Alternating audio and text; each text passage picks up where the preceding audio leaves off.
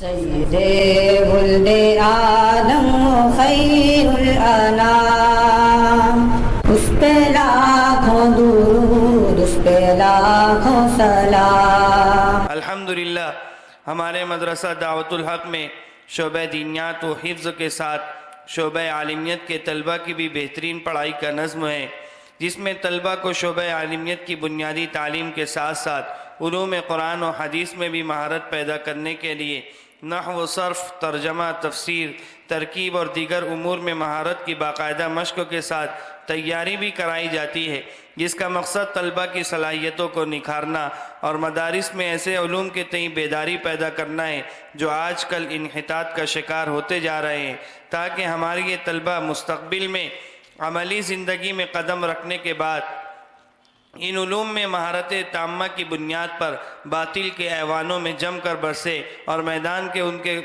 میں ان کے قدم اکھاڑ دے اور امت کی صحیح طور پر مکمل رہنمائی فرمائے اور امت کی یاس و ناامیدی کے دلدل سے نکال سکے، جس کا ایک نمونہ آپ کے سامنے پیش کیا جاتا ہے۔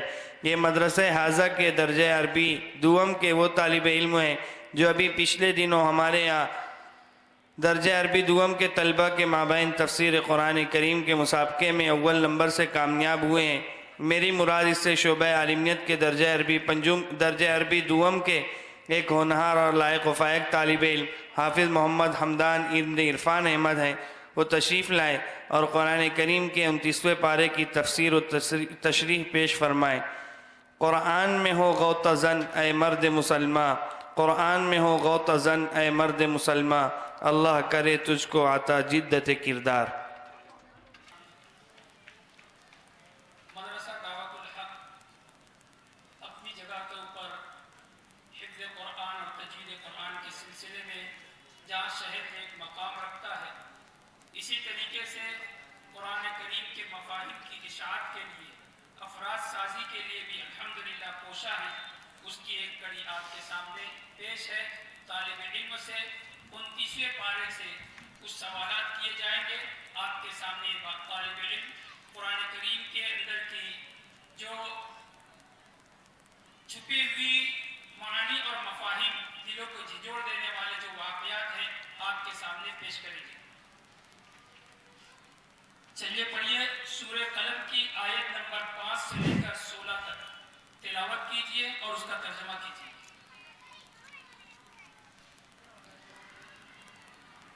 اعوذ باللہ من الشیطان الرجیم، بسم اللہ الرحمن الرحیم، فستبصر ويبصرون بأيكم المفتون،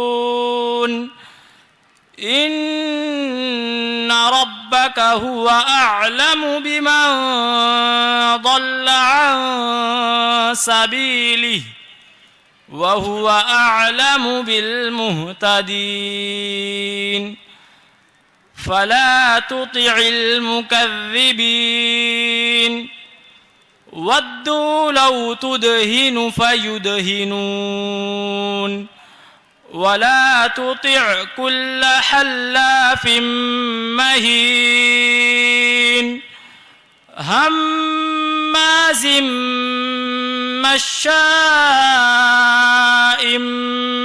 بنميم، مناع للخير معتد أثيم، عتل بعد ذلك زنيم، أن كان ذا مال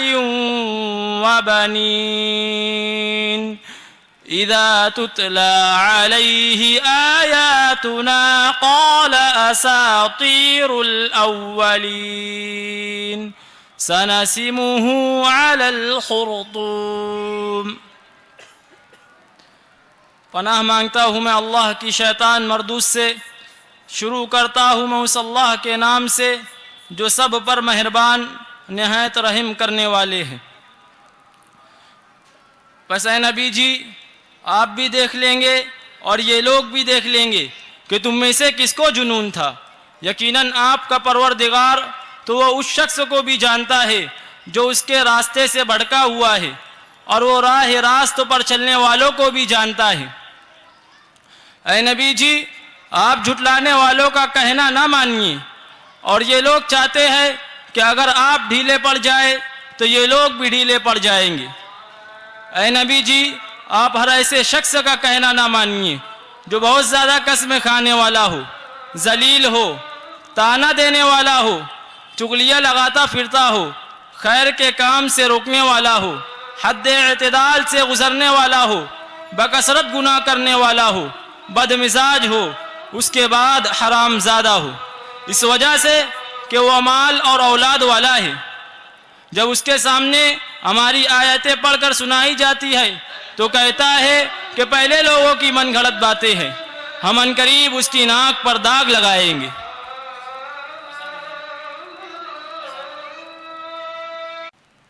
یہ تفسیر کے پروگرام کے بعد جو بقیہ پروگرام رہے گا وہ نماز کے بعد یہ پروگرام اختتام تک کے چلے گا۔ آپ نے جو آیات تلاوت کی ہے اس کی تفسیر کرتے ہوئے آیت نمبر 10 سے لے کر 13 تک کس کے متعلق آیات نازل ہوئی ہے اس کو بھی بیان کریں۔ ان آیات میں آپ صلی اللہ علیہ وسلم کو تسلی دینا مقصود ہے، کیونکہ منکرین رسالت آپ صلی اللہ علیہ وسلم کو شاعر، کاہن اور مجنون کہتے تھے، تو آپ صلی اللہ علیہ وسلم کو تسلی دی جا رہی ہے کہ آپ غم نہ کیجئے، عنقریب آپ بھی دیکھ لیں گے اور یہ لوگ بھی دیکھ لیں گے کہ تم میں سے کس کو جنون تھا۔ یعنی دنیا میں یہ لوگ آپ کو شاعر، کاہن اور مجنون کہہ رہے ہیں، تو قیامت کو یہ لوگ خود دیکھ لیں گے کہ یہی شاعر، کاہن اور مجنون تھے۔ ان ربک هو اعلم بمن ضل عن سبیلہ وهو اعلم بالمہتدین، یقیناً آپ کا پروردگار اس شخص کو بھی جانتا ہے جو اس کے راستے سے بھٹکا ہوا ہے، اور وہ راہ راست پر چلنے والوں کو بھی جانتا ہے۔ یعنی اللہ تعالیٰ کفار کو بھی جانتے ہیں اور مومنین کو بھی جانتے ہیں، اور نیک اعمال کرنے والوں کو بھی جانتے ہیں اور برے اعمال کرنے والوں کو بھی جانتے ہیں، اور ہر ایک کو قیامت کے دن اس کے اعمال کے مناسب جزا و سزا دیں گے۔ پھر آگے اللہ تعالیٰ آپ صلی اللہ علیہ وسلم کو مخاطب بنا کر فرما رہے ہیں کہ فَلَا تُطِعِ الْمُكَذِّبِينَ، اے نبی جی جب آپ برحق ہے، یعنی آپ کا دین سچا ہے، تو آپ ان جھٹلانے والوں کا کہنا نہ مانیے، جیسا کہ ابھی تک آپ نے ان کا کہنا نہیں مانا۔ اور ان کا کہنا یہ ہے جو اس آیت میں ہے کہ وَدُّوا لَوْ تُدْهِنُ فَيُدْهِنُونَ، کہ یہ لوگ چاہتے ہیں کہ اگر آپ اپنے منصبی کام یعنی تبلیغ میں کچھ نرم اور ڈھیلے ہو جائے تو یہ لوگ بھی نرم اور ڈھیلے ہو جائیں گے۔ آپ صلی اللہ علیہ وسلم کا نرم اور ڈھیلا ہونا یہ ہے کہ آپ صلی اللہ علیہ وسلم بت پرستی کی مذمت نہ کرے، اور ان کا نرم اور ڈھیلا ہونا یہ ہے کہ وہ آپ صلی اللہ علیہ وسلم کی مخالفت نہ کرے۔ لہٰذا اس طرز عمل سے اللہ تعالیٰ نے منع فرمایا ہے کہ فَلَا تُطِعِ الْمُكَذِّبِينَ، کیونکہ اگر آپ اس سلسلے میں نرم روش اختیار کریں گے اور عقیدہ توحید سے ہٹ کر نرمی برتیں گے تو آپ کی بعثت کی اصل غرض حاصل نہ ہو سکیں گی۔ لہٰذا آپ تو کسی کی پرواہ کیے بغیر اپنے کام میں لگے رہیے، اور رہا کسی کافر کو ہدایت دینا تو وہ آپ کا کام نہیں ہے بلکہ اللہ تعالیٰ کا کام ہے۔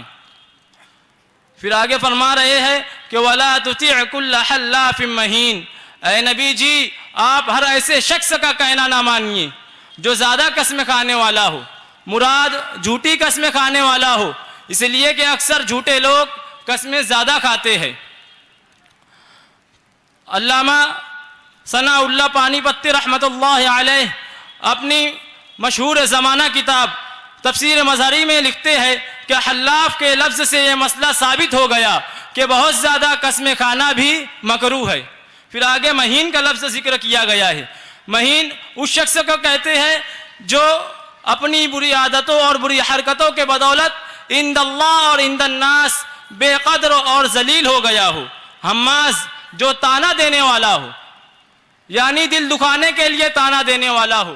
مشائم بن امین جو چغلیاں لگاتا پھرتا ہو، یعنی ادھر کی بات ادھر کرتا ہو، یہاں کی بات وہاں کرتا ہو۔ پھر آگے فرما رہے ہیں مناع للخیر، جو خیر کے کام سے روکنے والا ہو، معتدن، جو حد اعتدال سے گزرنے والا ہو، یعنی ظلم و جور میں حد پار کر دی ہو، اسیم، بکثرت گناہ کرنے والا ہو، ہر طرح کا گناہ کرنے والا ہو، عتل، سخت مزاج ہو، بد مزاج ہو، بد اخلاق ہو، لوگوں کے ساتھ اس کے رویے اچھے نہ ہو، بعد ذالک زنیم، اس کے بعد وہ حرام زادہ ہو۔ مراد ولد الزنا ہے، اس لیے کہ اس کے اکثر افعال اور اخلاق اچھے نہیں ہیں، اور ولد الزنا کے اکثر افعال اور اخلاق اچھے نہیں ہوتے، اس لیے مزاجن اس سے مراد لے لیا گیا ہے۔ حضرت شاہ صاحب رحمۃ اللہ علیہ فرماتے ہیں کہ یہ تمام اوصاف کافر کے ہیں، جو شخص بھی ان تمام اوصاف کو اپنے اندر دیکھے تو تمام اوصاف کو اور تمام خصلتوں کو چھوڑ دے۔ اور علامہ جلال الدین سیوطی رحمۃ اللہ علیہ اپنے مشہور زمانہ کتاب جلالین میں فرماتے ہیں کہ یہ آیت ولید بن مغیرہ کے بارے میں نازل ہوئی۔ جب یہ آیتیں نازل ہوئی تو ولید نے اپنی ماں سے کہا کہ محمد نے میرے 9 اوصاف بیان کیے ہیں، 90 وصفوں کے علاوہ تمام اوصاف کو میں اپنے اندر پاتا ہوں، اور وہ 90 وصف ولد الزنا ہے، اگر تو مجھے اس بارے میں صحیح نہیں بتائے گی تو میں تیری گردن مار دوں گا۔ تو اس کی ماں نے کہا تیرا باپ نامرد تھا، اور مجھے مال کے بارے میں تیرے چچازاد بھائیوں سے خوف تھا کہ وہ میراث کے مستحق ہو جائیں گے، تو میں نے فلاں غلام کو اپنے اوپر قدرت دے دی جس کے نتیجے میں تو پیدا ہوا۔ پھر آگے فرما رہے ہیں ان کان ذا مال و بنین، کہ جس شخص کے اندر مذکورہ اوصاف خبیثہ ہو آپ اس کا کہنا نہ مانیے، اور وہ بھی اس سبب سے کہ وہ مال اور اولاد والا ہے، یعنی دنیا میں اگر کوئی شخص خوشحال نظر آتا ہے، مال اور اولاد والا ہے، تو وہ اتنی سی بات پر اس لائق نہیں ہو جاتا کہ اس کا کہنا مانا جائے، بلکہ اصل چیز انسان کے اخلاق اور اس کی شرافت ہے۔ آگے فرما رہے ہیں اذا تتلی علیہ آیاتنا قال اساطیر الاولین، ایسے شخص کی اطاعت سے اس لیے منع کیا جاتا ہے کہ اس شخص کی عادت ہے کہ جب بھی اس کے سامنے ہماری آیتیں پڑھ کر سنائی جاتی ہے تو کہتا ہے کہ پہلے لوگوں کی من گھڑت اور بے سند باتیں ہیں، یعنی قرآن کریم کی آیتوں کی تکذیب کرتا ہے، اس لیے اس کی اطاعت سے منع کیا گیا ہے، اور ان کی اطاعت سے منع کرنے کی اصل علت ان کی تکذیب ہی ہے، اسی لیے اولاً فلا تطیع المکذبین فرمایا۔ سنسمہ علی الخرطوم، جس شخص کے اندر مذکورہ اوصاف خبیثہ ہوگے تو اس کی سزا یہ ہے کہ قیامت کے دن ہم اس کی ناک پر داغ لگا دیں گے، یعنی قیامت کے دن اس کے کفر کی وجہ سے، اس کے گناہوں کی وجہ سے ذلت و خواری کی کوئی ایسی علامت لگا دی جائے گی جس سے وہ خوب شرمندہ ہوگا۔ بغرض حقارت اس کی ناک کو خرطوم سے تعبیر کیا گیا جو خنزیر اور ہاتھی کی ناک کے لیے مستعمل ہوتا ہے۔ مداہنت کسے کہتے ہیں؟ مداہنت اور مدارات کے اندر فرق کیا ہے اور دونوں کا حکم کیا ہے؟ مداہنت اور مدارات میں بہت باریک سا فرق ہے۔ مداہنت کہتے ہیں کفار نے جس طریقہ کار کی پیشکش کی ہے اس پر راضی ہو جانا، یہ مداہنت فی الدین ہے، اور مدارات ظاہری خوشخلقی کو کہتے ہیں۔ اس کا حکم یہ ہے کہ مداہنت فی الدین حرام اور مذموم ہے، اور مدارات پسندیدہ اور محمود ہے۔ یہ باتیں تدریس القرآن کے صفحہ نمبر 40 پر ذکر کی گئی ہے۔ حماز، مشا اور زنیم کی لغوی صرفی تحقیق بیان کریں۔ مشا اسم مبالغہ ہے، بہت زیادہ چلنے والا، پھرنے والا۔ مشا یمشی، مشین سے مشتق ہے۔ حماز یہ بھی اسم مبالغہ ہے، بہت زیادہ تانا دینے والا۔ حمز یحمز حمزن سے مشتق ہے۔ زنیم اسم ہے بمعنی حرام زادہ۔ معتدن کی اصل نکال کر تعبیر کریں۔ معتدن یہ اصل میں معتدیون تھا، یا کسرے کے بعد طرف میں واقع ہوئی ہے تو یا کو ساکن کر دیا تو معتدین ہوا، یعنی تنوین اور یا ساکن کے درمیان اجتماع ساکنین ہوا تو یا کو حذف کر دیا تو معتدن ہو گیا۔ آیت نمبر 15 کی ترکیب نحوی کریں۔ اذا تتلی علیہ آیاتنا قال اساطیر الاولین۔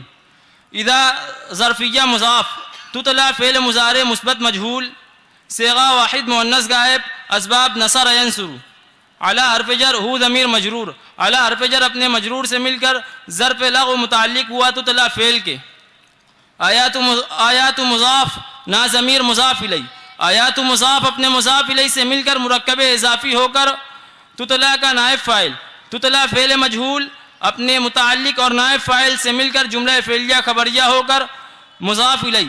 اذا ظرفیہ مضاف اپنے مضاف الیہ سے مل کر مرکب اضافی ہو کر قال کا ظرف مقدم. قال فعل اس کے اندر ہوا ضمیر اس کا فاعل. قال فعل اپنے فاعل سے مل کر قول. اساطیر الاولین سے پہلے یہ مبتدا محذوف ہے.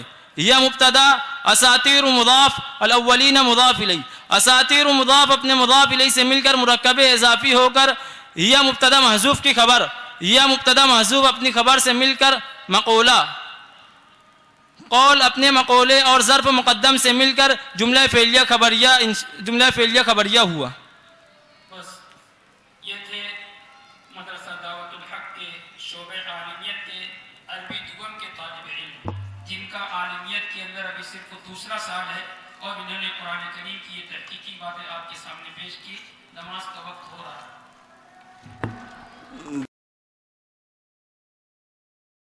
سید ولد آدم خیر الانام، اس پہ لاکھوں درود، اس پہ لاکھوں سلام.